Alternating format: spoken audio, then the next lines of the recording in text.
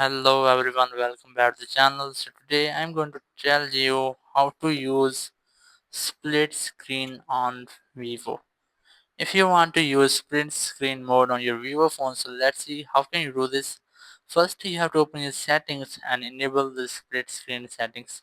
For this you have to go for accessibility and shortcuts and then select split screen, and here you just have to enable the settings, and after that you have to follow the information, and here's swipe up with three fingers to use split screen. So swipe up your screen with three fingers, but if you can't do this you just have to go back, scroll down your control panel, and here you have to select split screen. Just look for it, and here's that, just tap on it.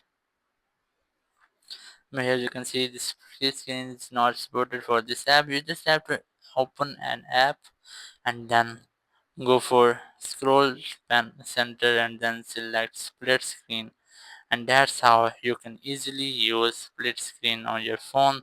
Thank you very much for watching the video. Until next video, bye bye.